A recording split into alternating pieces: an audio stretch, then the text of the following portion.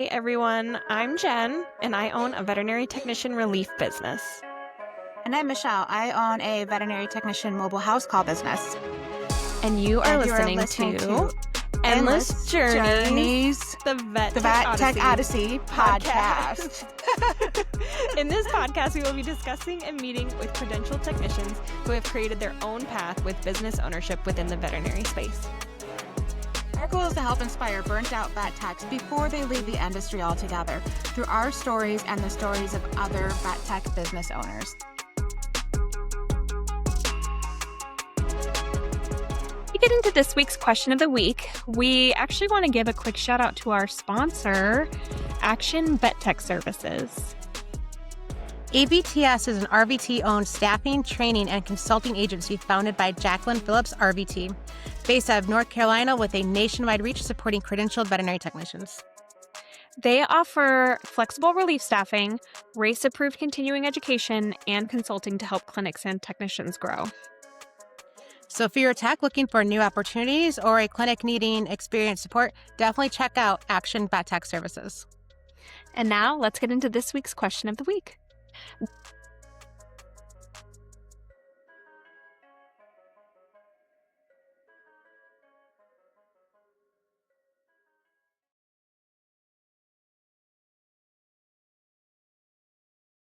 This question of the week is pulled from the Unattached Vet Tech group. It looks like it was posted on December 9th.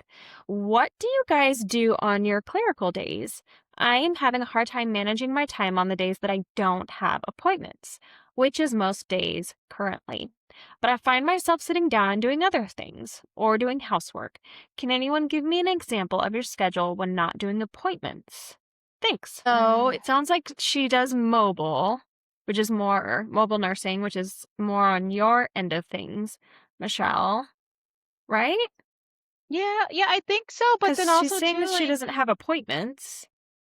but I'm wondering too if maybe she does relief work, but she's doing all of her invoicing and all of her, taxes and all of her clerical work for relief work as well. So I wasn't too sure on I which mean, when one I she see actually. appointments, I'm thinking mobile because Okay. I don't call my days appointments. I call them my shifts. Shifts.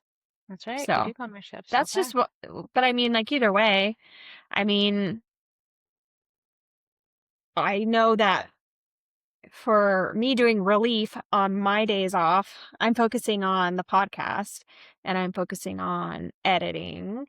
And then, and then as far as like business stuff, usually when I'm booking shifts or, I'm looking at getting paid or I'm making invoices or, all of that, I take care of as soon as it's booked and done.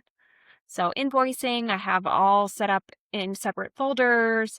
As soon as I make up my sheets, I get everything organized into my computer system and figure that out so that on my days off, I don't really have to worry about that as much so that I can focus more on just the podcast itself. And then like I have my mileage app already that keeps track of my mileage. So I don't really have to do much with my relief business as far as, catching up on actual business things.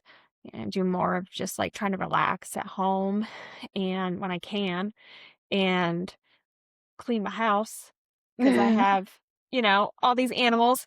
But yeah, that's kind of how I do things. What about you? So you get them done as soon as they're ready to be done. So if I there's a do. I task to just complete, you get it just out get of it the out of the way. way. Mm-hmm. That's good. I don't do that. I'm kind of like the poster here. I I will tell myself I'm gonna do it, but then I don't do it. But for my work, usually all that stuff I get done in my driveway. It's the way I use to separate work and home. And I have to close out my books every night. So what I do is I do it while I'm sitting in my car. That way, as soon as I walk into the house, I don't have to answer emails back. I don't have to call backs. I don't have to, do my booking, find out, how much I made that day or how many miles. I log all that right then and there.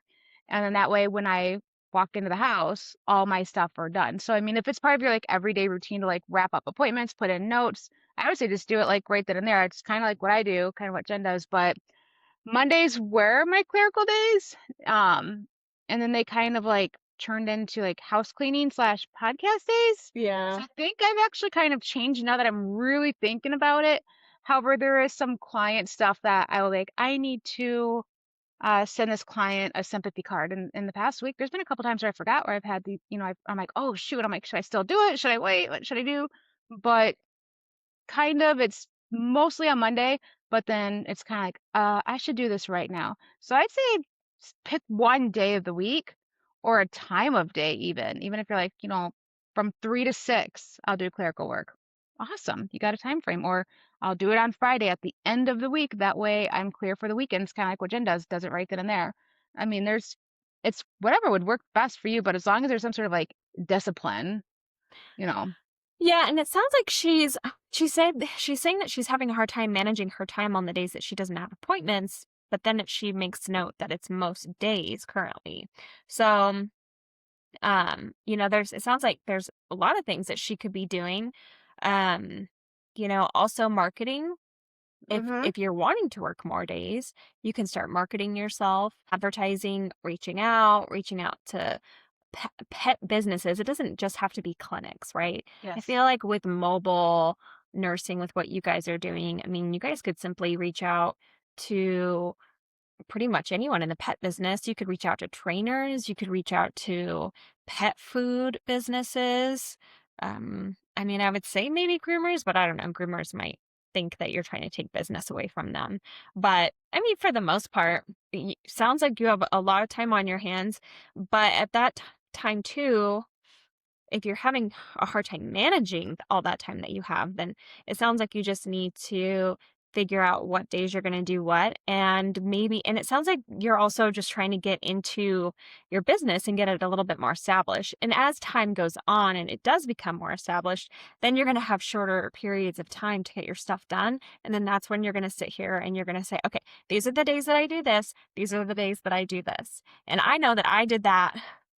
I know when I was first starting, everything was so sporadic, right? And so I was just trying to get jobs, and I was just trying to get money. And so that was where my biggest focus was all the time. But then as I started getting busy, and then of course, then we got the podcast going, then it was rolling out to being like, okay, then you have to set up those boundaries for yourself, because like I know on the days that we do record the podcast, I don't do any editing, because for me, I can only do so much, Yeah. And then you don't want to get overwhelmed, and you want to still have some of that free time to yourself. So that's where you set those boundaries. Or, on the days that I work at the clinic, I don't do editing. But on the days that we aren't doing any podcasting and I'm not working, then I do editing, whether that's a full hour, whether that's a couple of hours. Then I set that time separately. And then of course, then you figure out, okay, well, these are the days that I need to clean my house, things like that. And so I think it's harder to establish a schedule for yourself when you mostly have free time. Makes sense. Yes, absolutely. Because you just kind of feel all over the place. You kind of feel spread out versus when you have a lot of stuff, you structure yourself right down to like every 4 hours, which is pretty much what I do. It's very structured. Yeah. And so I would, do what Jen does. And definitely just start putting up times that you want to work and times you don't want to work, and start figuring out from there. Right. And get that money, girl. Go. Yeah. Yeah.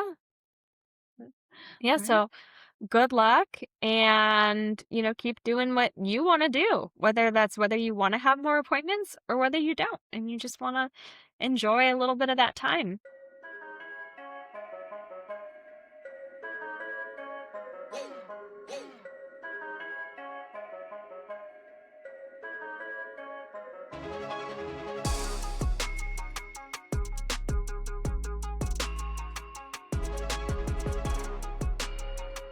Thank you so much for tuning in to Endless Journeys, the VetTech Odyssey podcast. We hope you enjoyed today's episode and found some valuable insights. If you did, be sure to subscribe so you never miss an episode. We'd love to hear your thoughts, so please leave us a review and let us know what you think. You can also connect with us on all social media platforms at Endless Journeys, the VetTech Odyssey podcast. Until next time, keep learning, keep growing, and keep making a positive impact in the veterinary world. We need you guys. Have a great day.